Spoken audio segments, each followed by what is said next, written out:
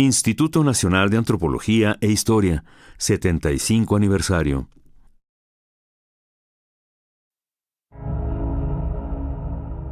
El tiempo deja su rastro también en las instituciones. Las voces del conocimiento, el debate, la experiencia.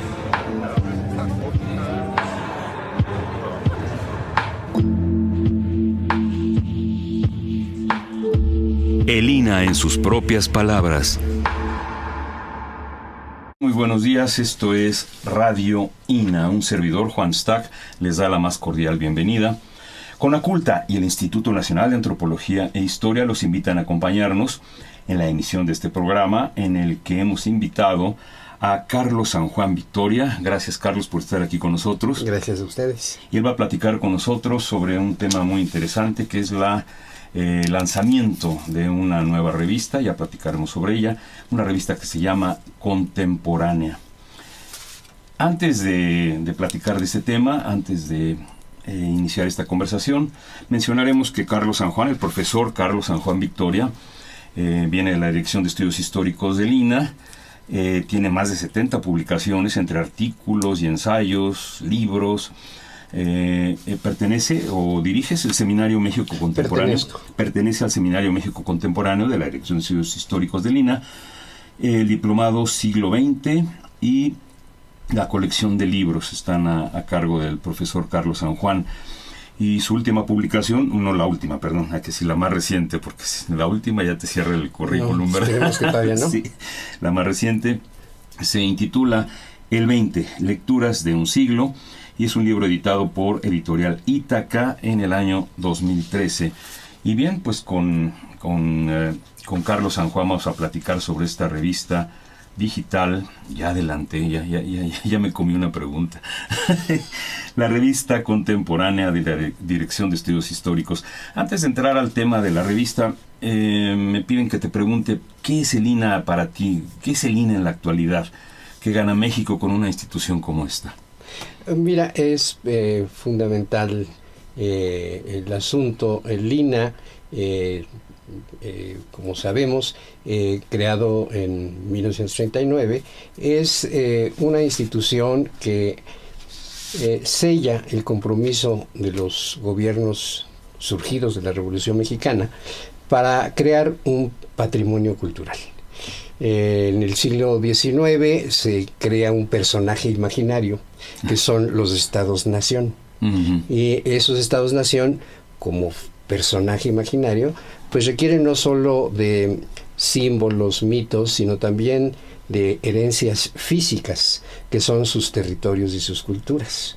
Entonces, con el INAH, el sueño de los republicanos del siglo XIX, liberales y conservadores, se concreta, porque con el INAH se constituye este patrimonio cultural creado por las generaciones mesoamericanas, recogido por muy diversos personajes, desde aventureros hasta intelectuales a lo largo del siglo XIX, que van encontrando las huellas de las culturas previas y por lo tanto se va construyendo ese paquetote uh-huh. de vasijas, de pirámides, de rastros de antiguas ciudades, que van dando la idea de que pues aquí hubo unas civilizaciones muy importantes. Un dato que es elemental es que a nivel mundial se reconocen 4 grandes centros civilizatorios, es decir, 4 ámbitos que produjeron civilización, ¿no? Uh-huh. Dentro de ellos pues está China, está México, está la India, o sea que tenemos ahí un papel singular que hay que subrayar. Y entonces, en ese sentido, ¿qué significa el INAH actualmente? Bueno, significa esta posibilidad construida por muchas generaciones mexicanas que tienen compromiso del Estado por preservar su patrimonio cultural, asumiendo que es un patrimonio que no es algo ya construido y que está ya fijo, sino que se va construyendo en el quehacer cotidiano de la gente. Entonces, hoy tenemos una vertiente muy interesante que es el patrimonio inmaterial, que va reconociendo estos actos culturales de cantos, de comidas, etcétera, donde la gente va dando rasgos de su identidad local, regional y nacional. Entonces, en ese sentido, fundamental que tengamos un INAH. Desgraciadamente, en la época global, los estados-nación se convirtieron en privilegio. Ya no cualquiera es estado-nación.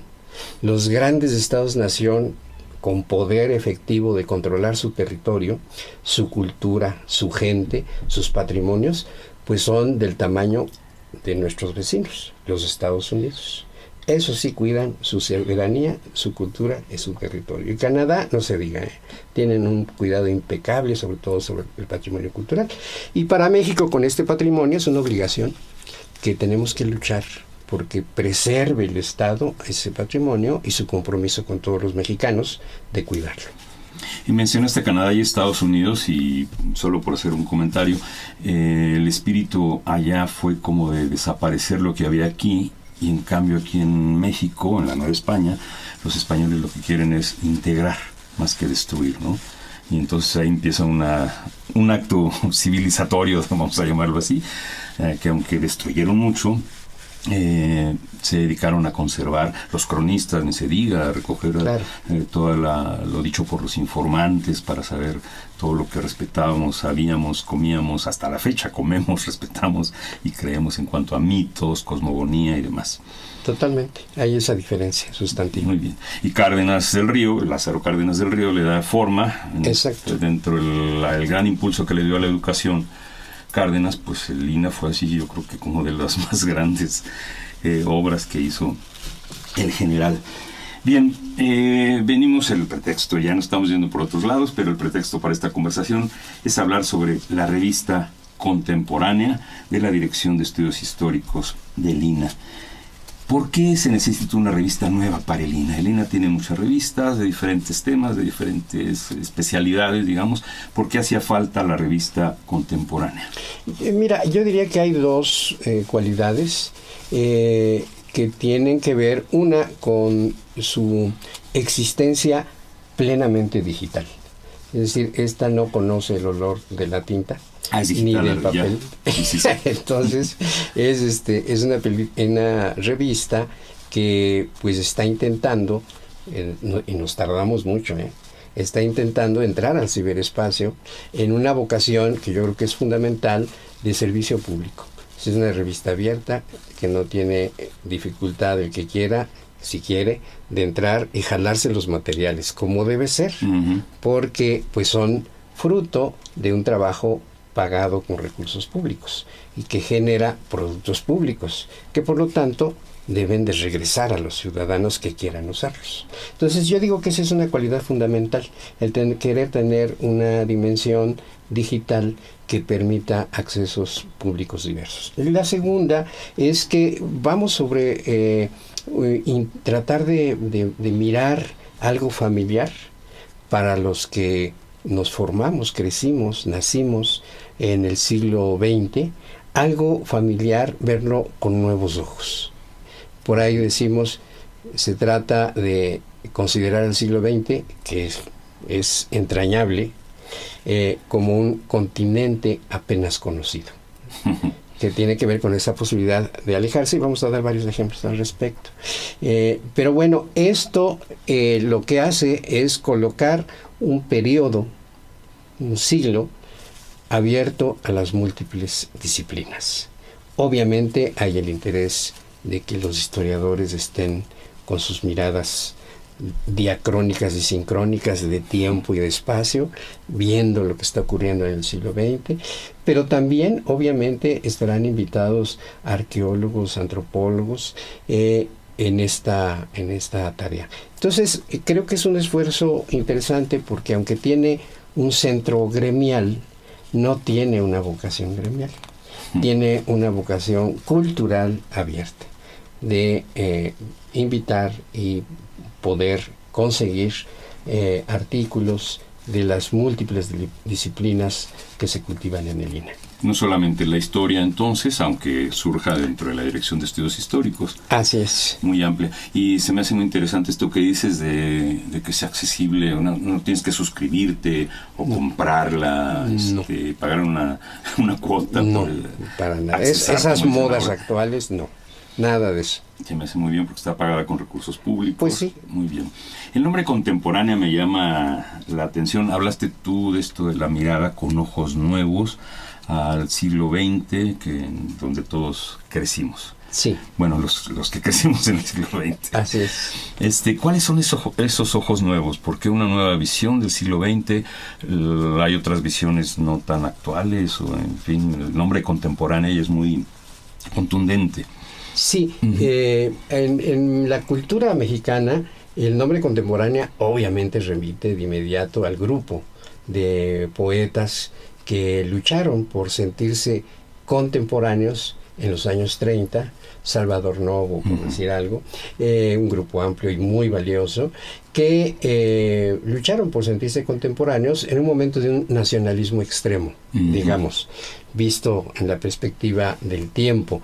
Y ellos decían, pues hay que abrirse al mundo.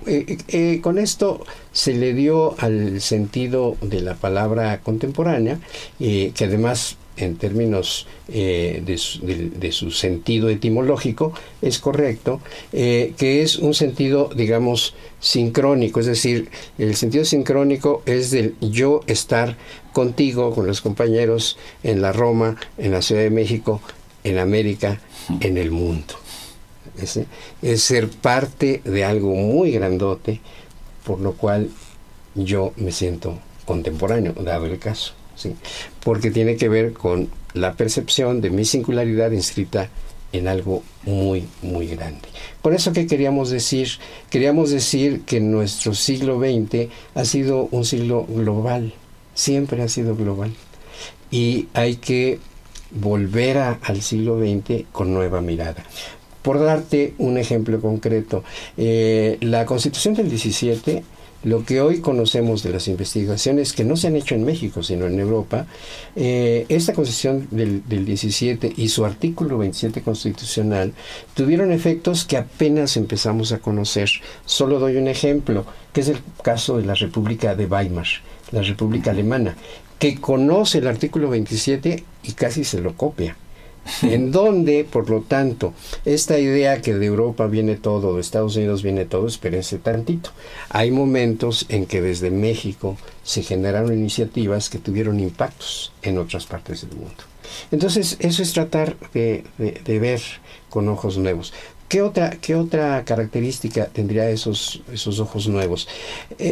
Ser conscientes en el siglo XXI, en una época de globalización que está desregulando a los Estados-nación, que está transformando la soberanía, que está transformando lo que es el control territorial de los estados, tener una idea de lo que ocurrió en el siglo XX en esa circunstancia.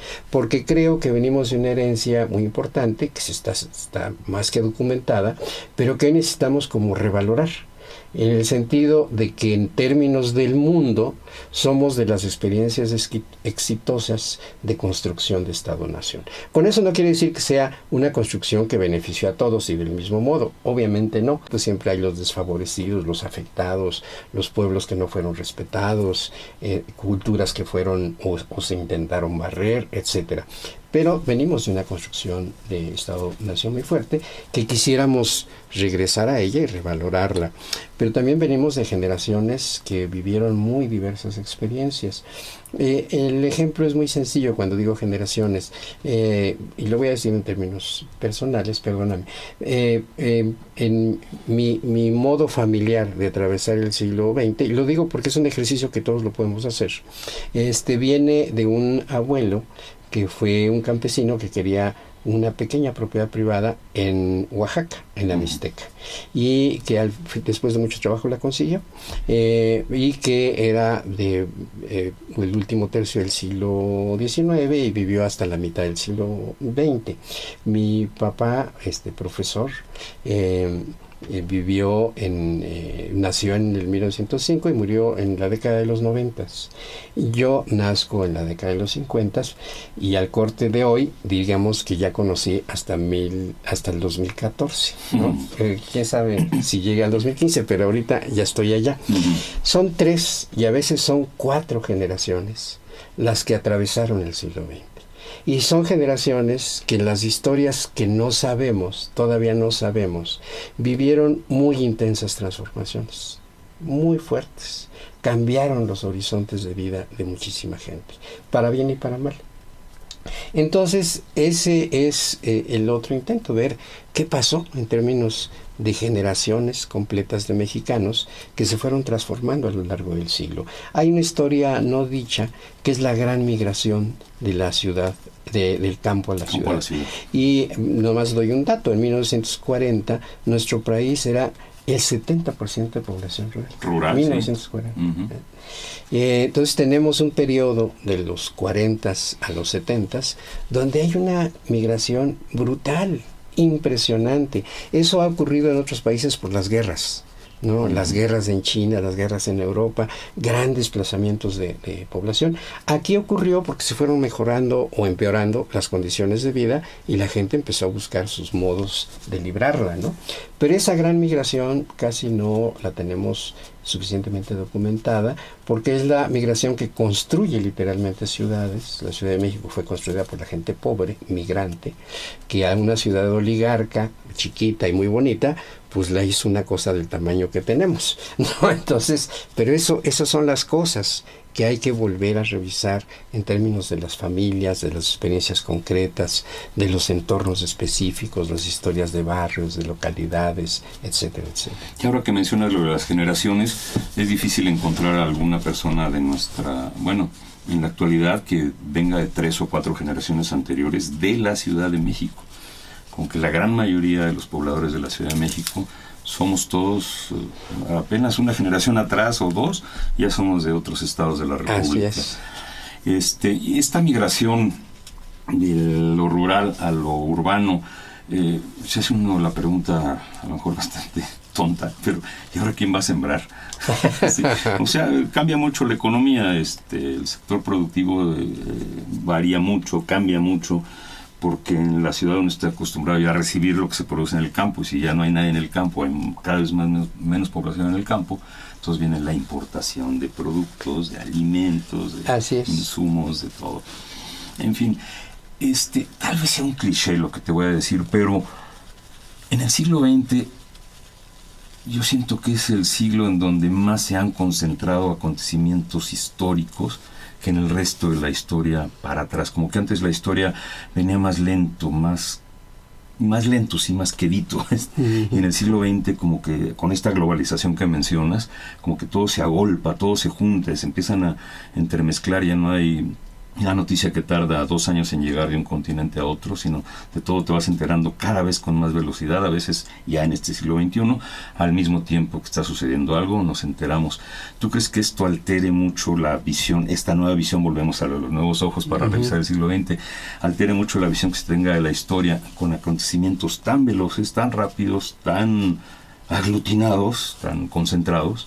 Sí, fíjate que yo ahí sugeriría imaginar un gran laboratorio que se echó a andar a ritmos muy vertiginosos. Otra vez, ni modo, las cifras, pero iniciamos el siglo XX con 11 millones. Lo terminamos con más de 100 millones. Las zonas vacías de México, que eran franjas del norte, del noreste, del noroeste también, las zonas tropicales, las zonas de las selvas, Tabasco, por dar un ejemplo, Chiapas, que eran zonas con muy baja cantidad de población, a lo largo del siglo XX van a ser transformadas, no siempre para bien. Hoy tenemos gravísimos problemas de agua, ecológicos, por el modo tan brutal en que ocurrió esa transformación. Pero sí te da una idea de que ahí las cosas se movieron muy fuerte, de manera muy intensa. Yo supongo en las cosas que se han ido recuperando, de las memorias individuales, de familias, de grupos, de pueblos, etcétera, la noción de cómo fue cambiando la vida, ¿no? En donde el horizonte vital del abuelo no necesariamente es el del padre, sino que hay otro horizonte, y el del nieto no tiene a veces nada que ver, porque ya han ido mutando, modificándose esos asuntos. Entonces, efectivamente, hay una intensificación de las cosas. El siglo XX es un siglo muy intenso.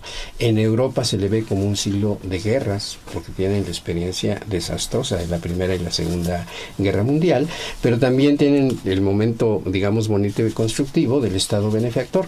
Nosotros también tenemos nuestro pequeño experimento y muy interesante de Estado benefactor, ¿no? A otra escala, y no más de los agremiados, digamos, de los sindicalizados, del empleo formal, pero que es chiquito el empleo formal, pero tuvimos también experiencias de Estado benefactor muy sustantivas. ¿Se ha llegado, crees, a hacer monopolios de Estado, como en los países socialistas, comunistas, que hubo una cosa, digamos, ultra centralizada? Hubo tendencias, sí hubo tendencias. Yo creo que esa es otra de las cosas que hay que revisar, y hay que revisar con ojos muy críticos. Todo este asunto del centralismo, que efectivamente hay un periodo de centralización muy fuerte del país, pero en un mosaico poderoso de fuerzas locales. Bien. ¿Qué implica compartir lo polémico, los muchos temas y sujetos con quienes respiran nuestro mismo aire? Ahí tal vez se nos fue la pluma, por un lado más lírico, pero el asunto era, yo digo que es muy sencillo. Hoy, después de este periodo de centralismo que se vivió a escala global y también en México, con sus modalidades específicas, hoy estamos en un ambiente cultural radicalmente diferente. Entonces, al grado de que el centralismo lo vemos mal, cuando el centralismo, pues, es una de las fuerzas que construyen a una nación, ¿no? Pero ahora se está reconociendo, y es fundamental, reconocer que lo que llamamos siglo XX mexicano está hecho de muchísimas regiones, de muchísimas comunidades, de muchas familias, con herencias muy diferentes culturales. Hay un peso muy interesante de la inmigración, o sea, de los extranjeros que se vienen a vivir a México. México se convierte en esta especie de laboratorio donde las pluriculturalidades son la constante, ¿no? Entonces, yo creo que esta revista contemporánea tiene que aprender a mirar ese siglo de supuesto centralismo con ojos de pluralidad. No porque ahora seamos plurales, siempre hemos sido plurales. No es que ahorita de repente amanecimos muy diversos, muy tolerantes. No, sí, aquí hemos tenido migración judía, libanesa, bueno, por supuesto, chilena, argentina, española, ni se diga, ¿verdad? Totalmente. Precisamente en la época de la creación del INAH es cuando viene una fortísima migración española. Y en el mismo instituto, si lo vemos, muchos extranjeros se hicieron arqueólogos o antropólogos o historiadores mexicanos, mexicanísimos, aunque sus orígenes hayan sido europeos o de otros países diversos, ¿no? Y ejemplos, podemos hacer un listado ahorita. Y fueron además de los fundadores del instituto, los fundadores de muchas disciplinas, maestros de muchas generaciones, de 3 generaciones de especialistas en diferentes temas de la antropología. Pero en fin, volvemos a la revista, volvemos a esta revista contemporánea. ¿En qué es diferente esta revista? Digo, porque hay otras revistas en el INAH, lo habían mencionado al principio. ¿En qué es diferente a las demás en este punto de vista, en esta nueva óptica, o en qué más? Mira, ahí es interesante porque nosotros en la Dirección de Estudios Históricos tenemos una revista que ha sido nuestra revista de hace 30 años, que es la revista Historias, y que seguramente por acá ya pasaron los compañeros. Es nuestra hermana mayor. Sí. Varios de los que ahora estamos en Contemporáneas estuvimos también en la Fundación de Historias. Entonces es una revista fundamental, muy querida, que se ha orientado sobre todo a recuperar historia colonial, historia del siglo XIX, y lo que los historiadores de manera más frecuente visitan, que es la Revolución Mexicana y el cardenismo. Aquí este número abre con una especie de elaboración que hacen los mismos historiadores que escribieron para describir cómo es que ellos se formaron en los años 70, tuvieron que quitarse mucho de lo aprendido en los años 90 y ahora en el siglo XXI están estudiando el siglo XX en sus décadas recientes, los años 40, 50, 60, 70, 80, ya lo están estudiando con otros ojos. Ahí yo invitaría que se leyeran algunos de los artículos que aparecen en la sección del oficio, que es la que trata de recuperar el trabajo de los historiadores o de los arqueólogos que quieran dar una perspectiva histórica a sus asuntos,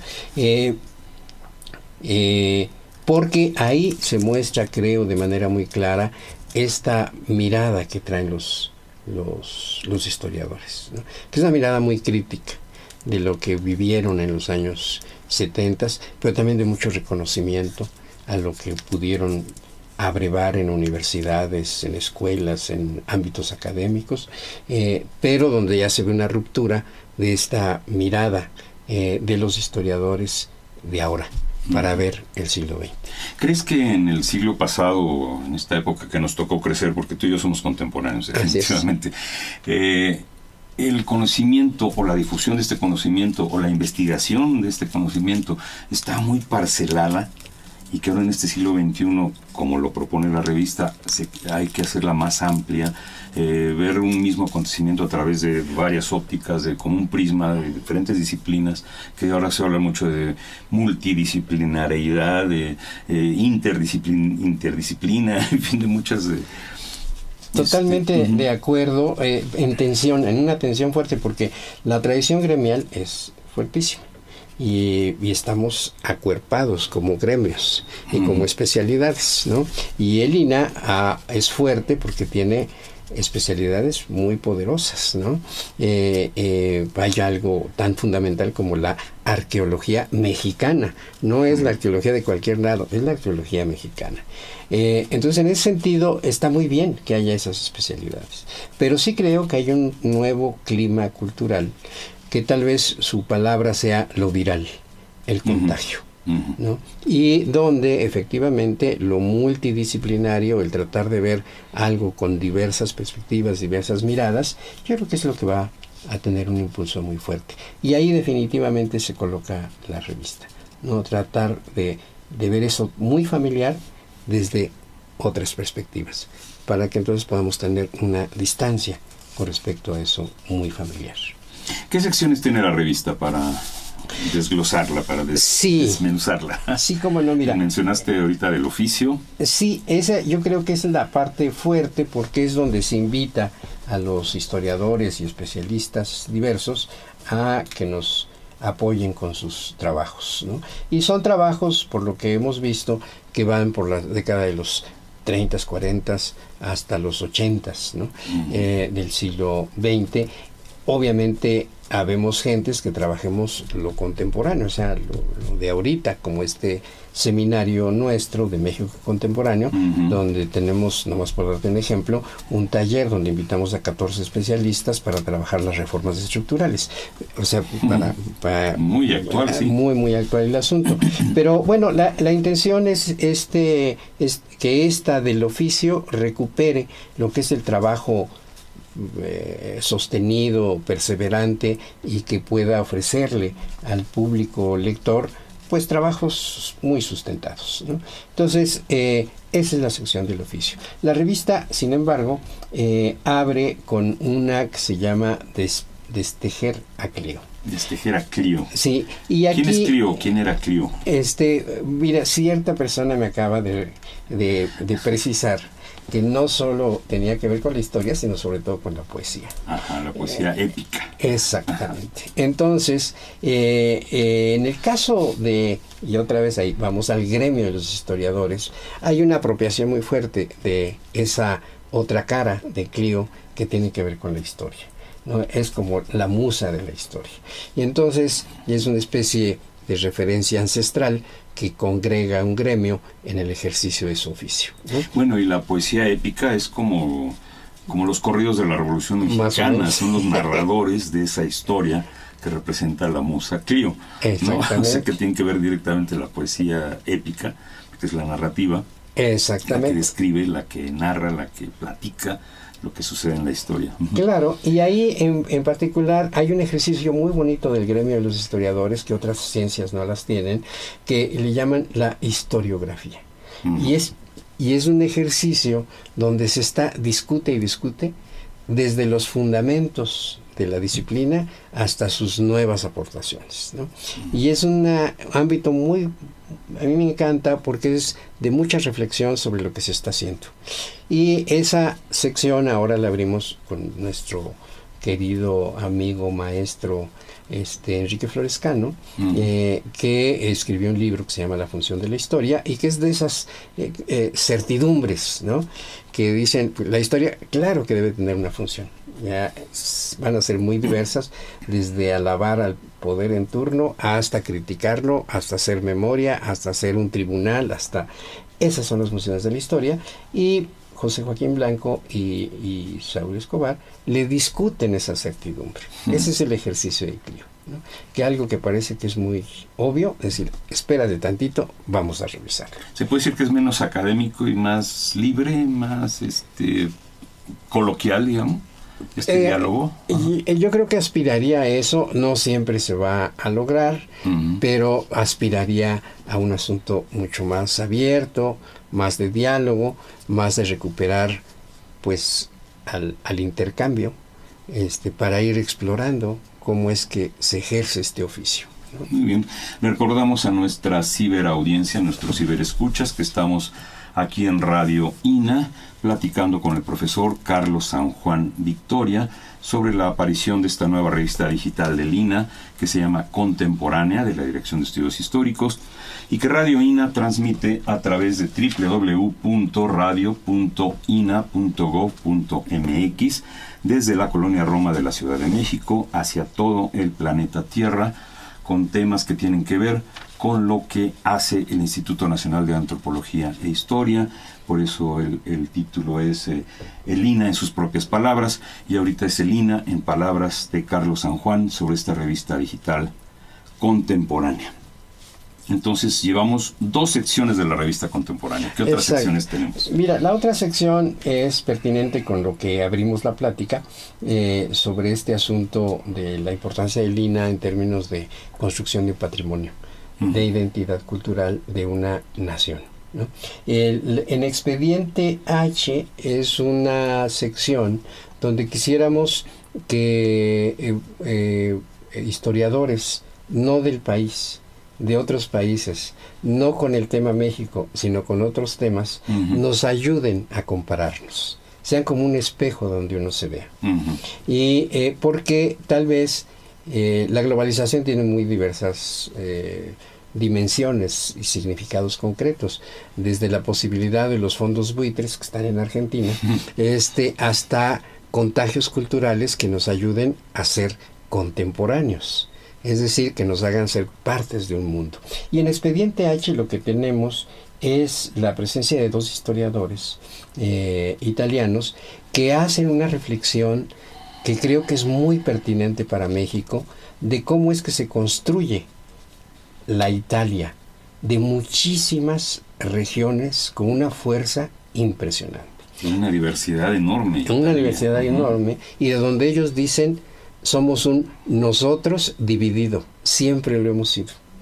Que es una buena definición, ¿no? Sí. Y entonces esos 2 historiadores van a platicarnos cómo van a existir un conjunto de experiencias que hacen que el recuerdo individual pueda ser compartido por grupos, por regiones, e incluso dar luz a la nación. Y entonces uno de ellos nos platica la presencia de las guerras mundiales y cómo gente que venía de los litorales, de los llanos o de las montañas italianas con identidades genovesas, romanas, etcétera, se van a encontrar en la trinchera. y van a tener un enemigo que es alemán. Y que ellos se enteran, italianos, porque antes no sabían que eran italianos. Y que se van a enterar por la radio de que hay una cosa que se llama Italia, que por desgracia, porque están metidos en una trinchera, son ellos que están peleando con otros. Entonces, son todas estas experiencias que van formando este sentido de pertenencia a esta nación italiana. Y como de manera muy dificultosa muchas regiones van a encontrar ese referente unitario, ¿no? Entonces el caso mexicano en el siglo XIX es muy parecido, ¿eh? Las guerras generaron muchos referentes identitarios para lo que eran culturas locales o regionales, ¿no? Entonces, bueno, a eso nos asomamos con los italianos. No dejo de mencionar, hay un señor que se llama Walter Barberis, que actualmente es, yo diría que el gran o de los grandes historiadores italianos. Un señor ya grande, mayor, como cerca de 75 años, y su artículo, no es por nada, es extraordinario. Se llama Tiempos de Guerra. Entonces, yo ahí se invitaría a quien pudiera estar escuchándonos a que le echara una mirada a ese texto, porque da muchos elementos para compararnos, para vernos a través de un espejo que es otra experiencia histórica. No hemos dicho la manera de acceder a este sitio. Ahora dicen accesar, creo. Sí, la manera de visitar esta revista digital. ¿Cuál es la dirección en nuestro auditorio? Fíjate que ahí sí me la pusiste muy, espero, sencilla. Ajá. Para ver si no me olvido. Sí. Creo que es contemporánea. Ajá. Con un guión.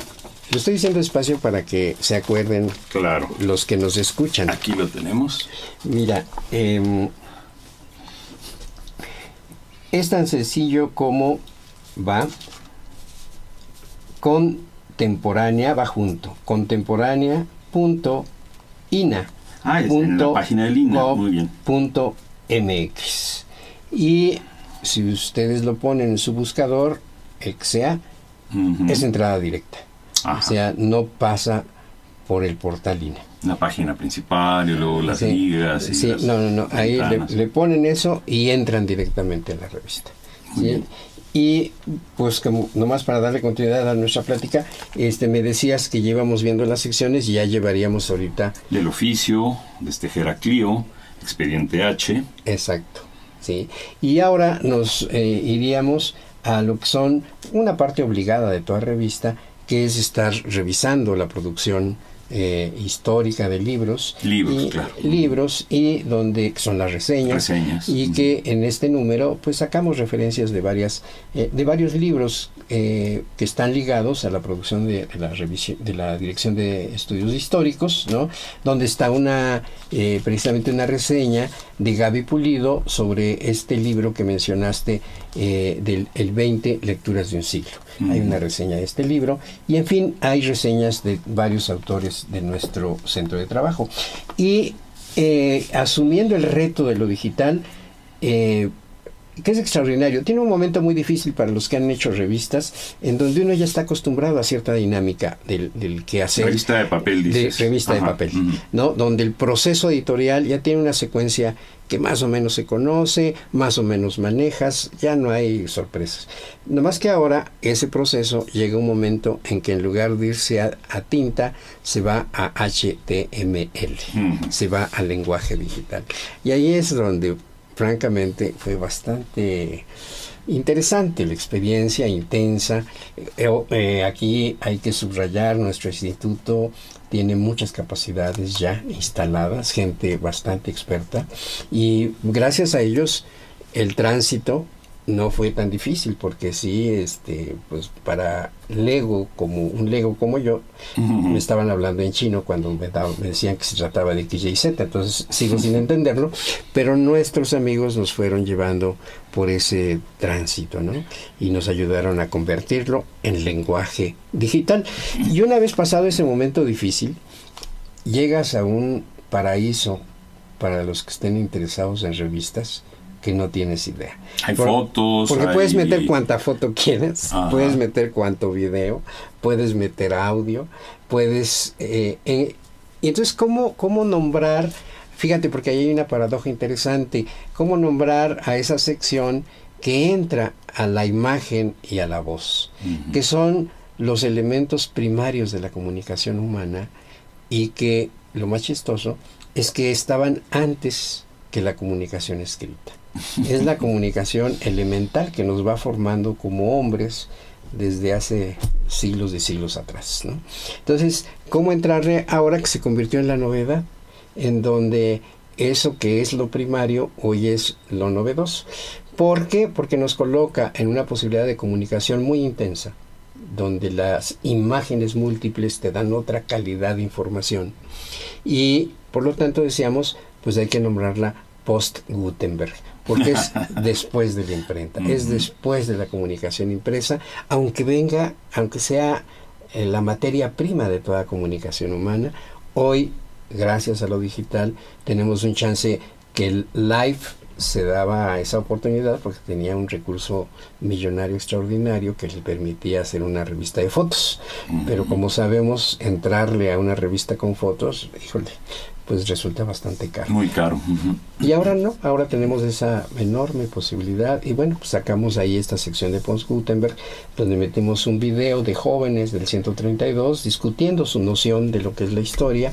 Metimos una galería de fotos de Rebeca Monroy, una muy querida colega, que se dedica no solo a estudiar la fotografía, sino que ella misma es fotógrafa, y nos dio la posibilidad de entregar un paquete de sus primeros trabajos, donde ella registró muchas de las movilizaciones de los años 80 y 90.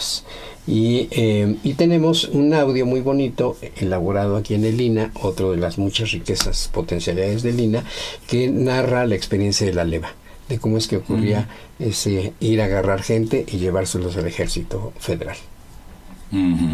Incluso me comentan que a materiales que hemos hecho nosotros ya los han incluido ustedes en su revista. Así es. Es el primer número, ¿verdad? Es el primer número. Sin embargo, número. está haciendo mucho ruido. ¿Cada cuándo va a salir la revista? Mira, toda revista de este tipo sale cuando puede. La intención es hacerla semestral. Estamos ya armando el segundo número, de hecho ya lo tenemos, y esperemos hacer ese tránsito a lo digital de manera más sencilla, y bueno, creo que pronto tendremos el número 2 con nosotros. ¿Y es interactiva? ¿Puedo yo opinar? ¿Puedo preguntar? ¿Me pueden contestar? Fíjate que al momento todavía no. Todavía no. Pero vamos para allá. Ahorita lo que quisimos garantizar primero es que saliera, y que saliera con un diseño de alta calidad, y aquí otra vez subrayar el extraordinario apoyo que nos ha dado el INA, donde incluso, yo supongo que se puede decir con toda tranquilidad, se contrata una experta del Instituto de Investigaciones Estéticas que hizo el diseño de esa revista. Muy importante. Yo sí creo que es importante comparar, y no es por nada, comparar revistas digitales que están en la red con esta revista, porque sí trae un diseño muy especial. Se cuidó mucho toda esa parte, y se cuidó mucho su acceso, que pudiera tener un acceso rápido, etcétera. Y si algún estudiante quiere, pues nomás coloca su cursor y copia y se jala lo que se quiera jalar, desde el video, desde las fotos, desde los artículos, todo se lo pueden llevar a sus computadoras. Citando la fuente, este tipo de... Yo diría sí, que ¿verdad? En términos de mínimas conductas, ética, ¿no? Y moral. Éticas, pues hay que hacer.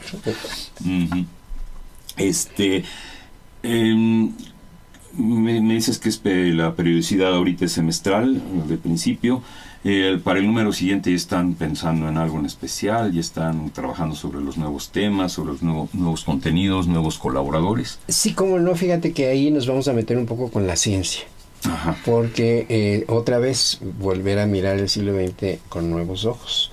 Entonces nada más doy un dato, vamos a dar los elementos que hace una historiadora de la ciencia, Ruth Gusick, sobre una experiencia muy poco conocida en México, de cómo un grupo de científicos mexicanos, por ahí de los años 50, empezaron a aportar lo que son las bases de la cibernética. Otra vez de dónde surgieron las cosas en el mundo global, pues a veces surgieron de Estados Unidos, a veces de Europa y a veces de otros lados. Entonces, esa es un poco la intención, poder dar noticia de estos asuntos del siglo XX para subrayar la potencialidad de ese siglo en muchos ámbitos. Entonces, sí tiene que ver con historiar la ciencia. Nos vamos a meter a la historia de la arqueología también.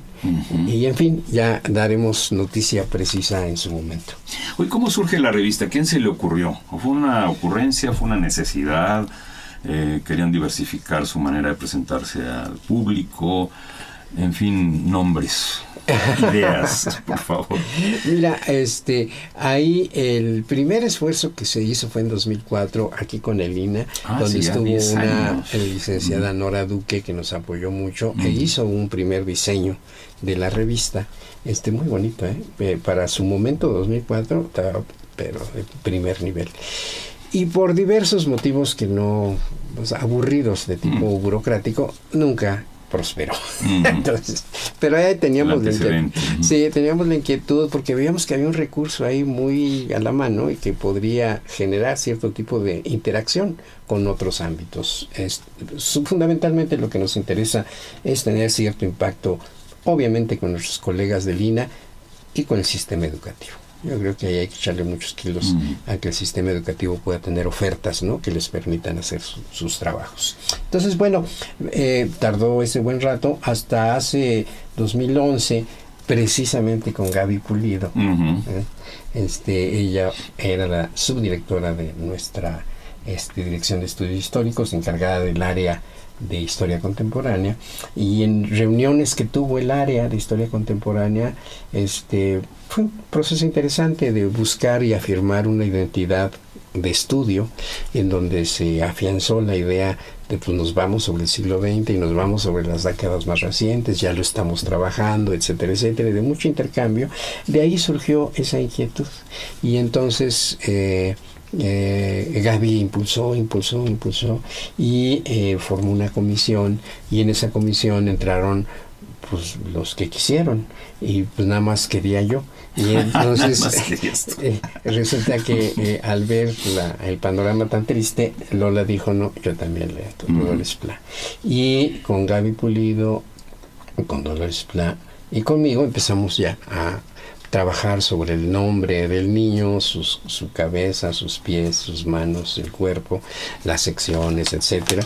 Y se armó una comisión de redacción que ha resultado muy eficiente, con un impulso fundamental de Mario Camarena, que te digo que es uno de nuestros historiadores pues más creativos que hay ahí en este lugar. Una muy joven historiadora, muy brillante, que se dedica a la historia de la arqueología, Aide López, y que ella también ha resultado una muy fuerte colaboradora y una muy querida amiga, vieja colega. Digo vieja por mí, porque tengo muchos años y afortunadamente la conozco de hace tiempo, que es la doctora Mónica Palma, especialista en estudios de norteamericanos en México. Y ese equipo es el que ha ido elaborando la revista en un esfuerzo colectivo, con acuerdo de nuestros colegas del área de historia contemporánea y con el apoyo afortunado de Gaby Pulido en su momento, actualmente de la doctora Tania Hernández, que es la subdirectora, de Luis Barjau, que de inmediato dijo esto lo hacemos porque lo hacemos, cuando ya vio el diseño de la propuesta, y bueno, Tere Franco, que también la conocemos de hace tiempo y estuvo a cargo de la Dirección de Estudios Históricos durante un buen periodo, nos conocemos de muchos años, y de la maestra Leticia Perlasca, que ahí sí nos acabamos de conocer, pero como si nos hubiéramos conocido, porque nos ha dado un apoyo muy, muy fuerte. Entonces sí, hay un esfuerzo de algunas personas en un ambiente colectivo de decir queremos la historia del siglo XX, y con una constelación propicia de funcionarios que dijeron órale, le entramos, y entonces así salió. Muchos de los nombres que has mencionado son de ya amigos de Radio INA que han estado aquí ante estos micrófonos, ante esta cámara, hablando sobre, por ejemplo, Gaby Pulido, sobre la vida psicalíptica de la Ciudad de México en el siglo XX, divertidísimo. La doctora Palma estuvo para hablar de Dolores Pla, cual se le hizo aquí una semblanza muy emotiva, ¿no? Porque creo que fue una pérdida lamentable, súbita, y fue de las inventoras, también de las cómplices para hacer esta revista contemporánea, ¿no? Barjau, ni se diga, siempre viene y nos ilustra con todo su conocimiento, su sabiduría, en fin, y ahora pues está aquí el profesor San Juan, ¿verdad? También ilustrándonos sobre esta revista. ¿Hay alguna anécdota especial que haya surgido durante la creación, la gestación de esta revista que quisiera resaltar, así como para traer a cuento? Fíjate que venía yo pensando en eso, y sí hay muchas circunstancias particulares.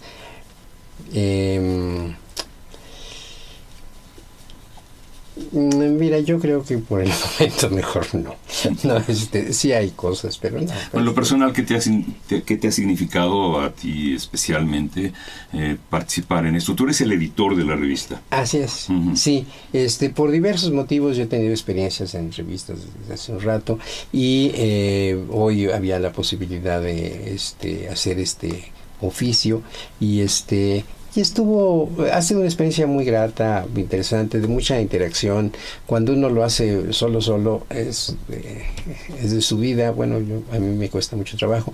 Y cuando hay gente colaborando y sientes que hay ánimos de varios, pues es muy, muy grato.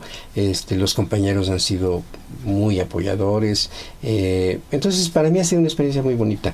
Yo sí creo que es una especie de servicio que le debía a mi institución. De dar algo al apoyo de los trabajos de mis compañeros, y creo que ha sido una experiencia al momento muy grata. Estamos insistiendo en que nos manden más trabajos. Hay una labor ahí medio difícil de andar correteando a las gentes, pero ni modo. Claro. Sí, hay que estarlos presionando un poco, pero con muy buenos resultados y muy buenas disposiciones. Entonces, creo que ha sido una experiencia muy bonita. Hablas, cuando mencionas revistas anteriores en las que participaste, revistas impresas, revistas de papel. Sí. ¿Cómo en cuáles? Bueno, algunas tan desconocidas como... ¿Quién sabe? como Rojo Amate, que es una revista que tuvo hasta el número 14, ¿no? Y luego ya se terminó. Que era una revista política cultural, ¿no? Impresa, hasta por invitación del maestro amigo Enrique Florescano, pues fui junto con Paco Pérez Arce, parte de los esfuerzos que luego Paco sí se quedó. Yo nomás empecé en los primeros números de la revista Nexus, cuando arrancaba la revista Nexus. Ni más ni menos. Sí, entonces sí ha habido posibilidad de estar en algunos ámbitos. Nunca me he dedicado de fondo a ello, pero sí me gusta poder contribuir en algo. Me impresiona pararme ante un puesto, ante un kiosco de periódicos, de revistas, y ver que hay una infinidad de revistas. Y digo, ¿quién compra todo esto? Y si hay un comprador para cada especialidad, para una revista de tejido, de cocina, de temas históricos, incluso. ¿Cómo no? Sí. Claro. ¿Han pensado a quién va a dirigir esta revista, o nada más la lanzan a ver quién la pesca? No, fíjate que ahorita, y qué bueno que me lo dices, porque el otro gran esfuerzo de esta revista es hacer sus directorios. O sea, sí queremos que sea una botella no lanzada al mar, sino a algunos arroyitos que sabemos a dónde llegan, ¿sí? Pero muy localizados esos arroyitos. Entonces nos interesan las instituciones que hacen esta investigación, nos interesa el sistema educativo, los maestros que dan historia contemporánea. Es una materia poco común, no es muy... la UNAM apenas acaba de abrir algo parecido, entonces está en sus inicios. Entonces sí queremos poder impulsar estas cosas, y estamos en este esfuerzo de hacer un directorio con nombres muy concretos del maestro, del encargado del área, de etcétera, del investigador, para hacerlas llegar. Nos están apoyando gentes en Europa, hay unos colegas italianos que están en este esfuerzo, hay colegas en otros países de América Latina, de instituciones de México. Entonces con ellos estamos en este esfuerzo de armar un directorio que nos permita ir ubicando la revista en ámbitos muy concretos. Hay un consejo editorial, me imagino. Hay un consejo editorial que es justo el que nos está ayudando en estas labores, ¿no? Y no tiene una orientación como revista, decir vamos hacia allá, vamos hacia acá, o es una revista muy amplia, muy diversa. Sí, ¿cuál es la intención? Fíjate que en las experiencias vividas, las revistas nacen con un propósito y se mueren con otro. O sea, ahí lo importante es caminar, hacer el recorrido. Sí hay una vocación abierta, plural, de reconocimiento de múltiples enfoques, métodos, temas, etcétera. Sí hay eso. De pasar de estudios de historiografía y de historiadores en el gremio, digamos, a los estudios sobre la ciencia en México, sí te da idea de que no nos queremos quedar en cierto ámbito de asuntos, sino que nos queremos estar moviendo sobre diversos temas. Entonces, yo creo que ahí hay esta vocación. Espero que de ahí se diga en 5 o 6 números, tiene este perfil, camina de este modo, ¿no? Pero ya como resultado de eso. Bien. ¿De qué le sirve al hombre común saberse contemporáneo y ejercerlo? Órale. Pregunta de nuestra productora. Sí, bueno, mira, creo que tiene que ver con esto que habíamos ya comentado. Por ahí decimos en la revista, en su presentación, pues uno puede estar en una circunstancia de contemporaneidad y no saberlo. O sea, el ser contemporáneo tiene que ver con un esfuerzo cultural, tiene que ver con información, con conocer, con comparar. Y de ahí te viene la idea de si eres o no contemporáneo de tu tiempo. Yo diría que aquí, y me gusta mucho el combate del grupo literario de los contemporáneos, de decir, sí, somos mexicanos, sí, estamos en la construcción de identidad nacional, pero somos parte del mundo. Somos globales, querámoslo o no, somos globales. Y más ahora, ¿no? Digo como proyecto, porque más bien somos de América del Norte, no en mala onda, sino que hay un bloque económico, político, que es América del Norte, y México no está con los chinos, no está con los BRICS, no está con Europa, está con América del Norte. Y entonces esa es la globalización fuerte que nos toca, que es regional, y yo diría que por lo tanto ser contemporáneo pues es un proyecto de abrirse al mundo, no solo a América del Norte. Y la presencia actual en esta revista de los italianos, por eso es fundamental. Es decir, pues ahí está Europa también como un referente cultural, y si nos dan chance y nos dan permiso unos historiadores hindús, nos va a encantar que publiquen los hindús en Expediente H.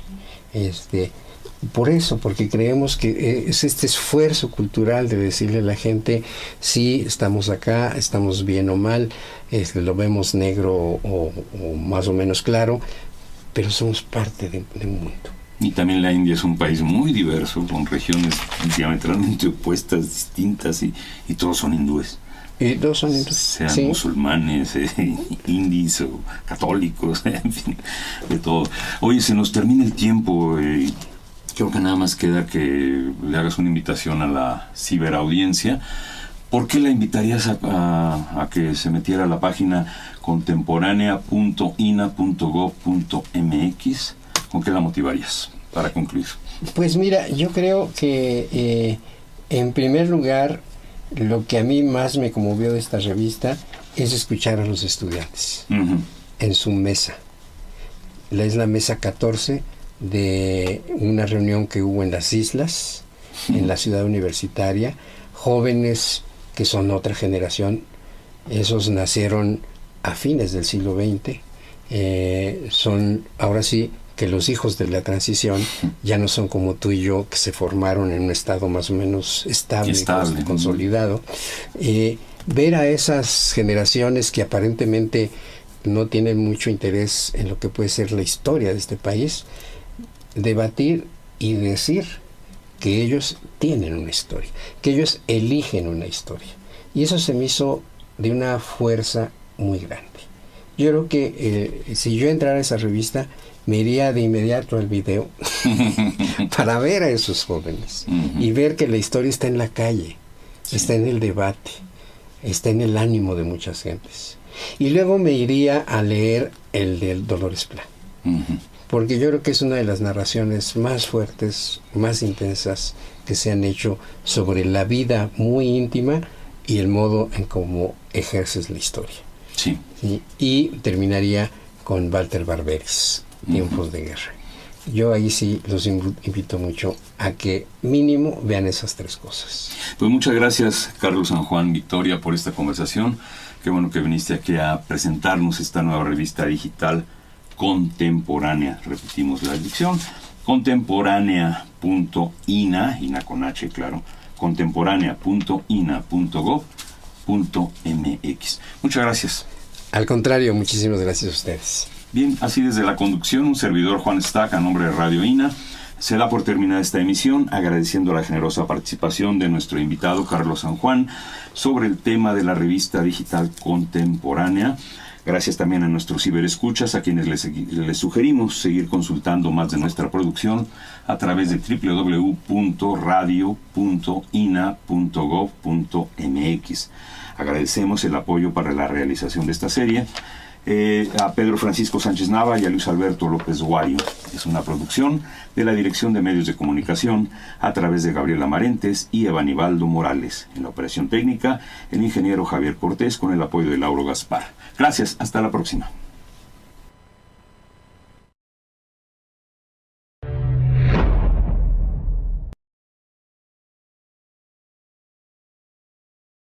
Instituto Nacional de Antropología e Historia, 75 aniversario.